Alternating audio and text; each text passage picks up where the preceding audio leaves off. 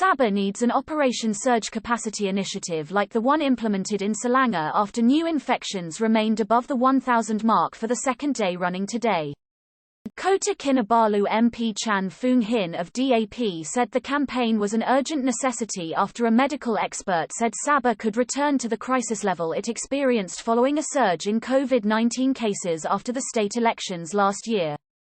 He said the federal government had deployed medical personnel and resources from other states last year to help Sabah with the spike in infections following the elections, in which it recorded an all-time high of 1,199 cases on November 6.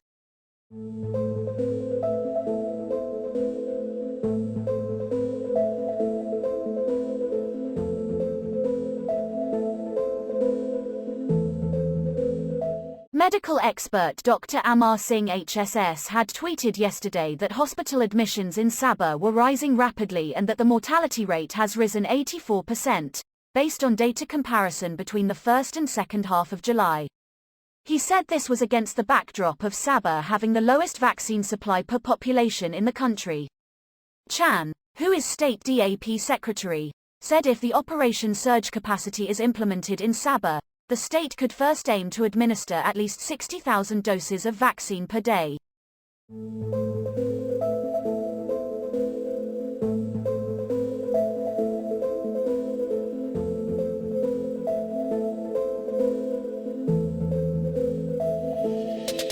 The state recorded 1,035 cases today, which is 31 cases fewer than yesterday.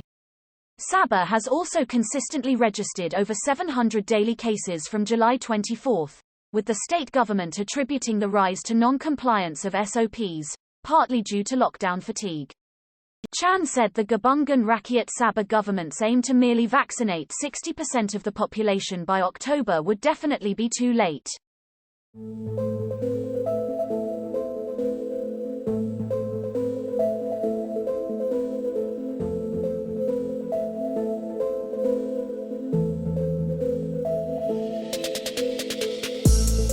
He said State Local Government and Housing Minister Masidi Manjan was right to point out that further lockdowns are not the solution to curb infections but rather SOP compliance and ramping up the vaccination rate, with an uninterrupted delivery of vaccine supplies.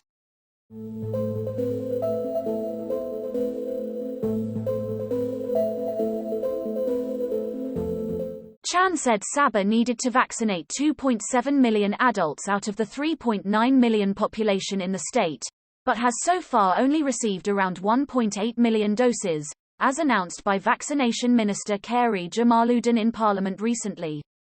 This 2.7 million did not take into account the migrant population, including undocumented ones, he said, who will eventually need to be vaccinated.